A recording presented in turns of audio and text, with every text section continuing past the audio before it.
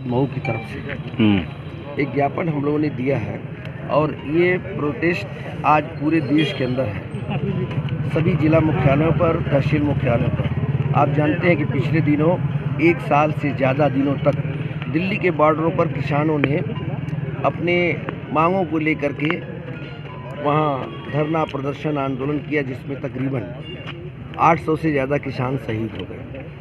और इसमें प्रमुख मांग थी हमारी किसानों के उपज की और किसानों के लिए एमएसपी की कानूनी गारंटी देने की बात, जिस पर प्रधानमंत्री जी ने कहा भारत सरकार ने कि हम इसके लिए एक कमेटी बना करके इसको निदान करेंगे। और जो मांगें थीं, जिसमें प्रमुख मांग ये थी कि देश के अंदर बहुत से राज्यों में किसानों के ऊपर, हजारों किसानों पर फर्जी मुकदमे कायम किए गए। उन मुकदमों को वापस लेने की मांग भी वादा किया था भारत सरकार ने, उसको भी पूरा नहीं किया। एमएसपी की कानूनी गारंटी देने की बात की, वो भी वादा पूरा नहीं किया। और जितने भी हमारे उसके साथ साथ 1 दर्जन से ज़्यादा डिमांड थे, सभी को इन्होंने कहा। और ये वादा खिलाफी भारत सरकार ने किया है, जिससे पूरे देश के किसानों में गुस्सा है, आक्रोश है। ये कृषि प्रधान देश है। भारत का किसान सरकार के इस कृत्यों से बेहद नाराज़ है, बेहद उनके अंदर गुस्सा है। और हम लोग आचार संहिता का पालन करते हुए और सारे कोविड के नियमों का पालन करते हुए पूरे देश में, प्रदेश में हम लोग डिस्ट्रिक्ट हेडक्वार्टरों पे, तहसील मुख्यालयों पर ये ज्ञापन दे रहे हैं। ठीक, ज्ञापन दिया क्या है? किसान महासभा से वसंत कुमार। ये आज संयुक्त किसान मोर्चा की तरफ से राष्ट्रीय काल था, पूरे देश भर में विश्वासघात दिवस मनाया जा रहा है। आपने देखा कि पिछले दिनों एक बड़ा किसान आंदोलन जो लगातार 1 साल तक चलता रहा और केंद्र सरकार और पूरे जगह जगह प्रदेश की सरकारें उस पर दमन करती रही। मेरा नाम शेख हिसामुद्दीन। आज ये हमारा राष्ट्रीय काल है, प्रतिरोध दिवस के रूप में आज हम मना रहे हैं। ये प्रतिरोध दिवस हम क्यों मना रहे हैं?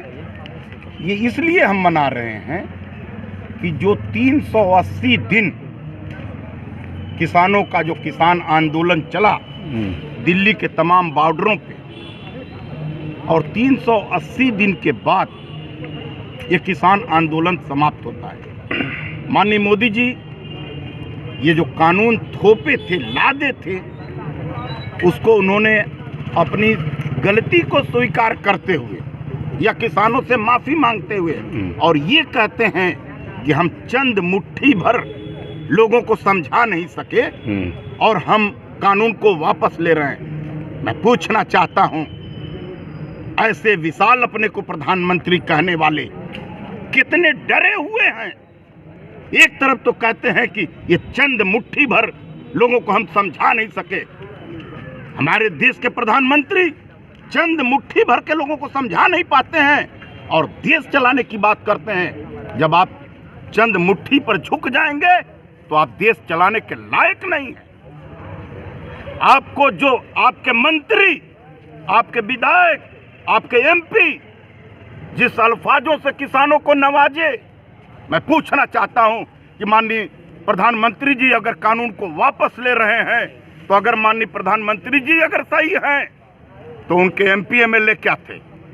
उनके एमपी एमएलए ने क्या किया किसानों के साथ में? और आज दिल ठोके क्या क्या नहीं किए। हमारे किसानों ने शहादत दी और जो एक बात बनाई गई किसान आंदोलन को समाप्त करने के लिए कि हम एक कमेटी बनाएंगे जिसमें किसानों का प्रतिनिधित्व होगा, किसान होंगे, उसमें तय किया जाएगा कि एमएसपी को कैसे प्रभावी बनाया जाएगा। आज वो क्यों नहीं कमेटी बनी? ये वादा खिलाफी है।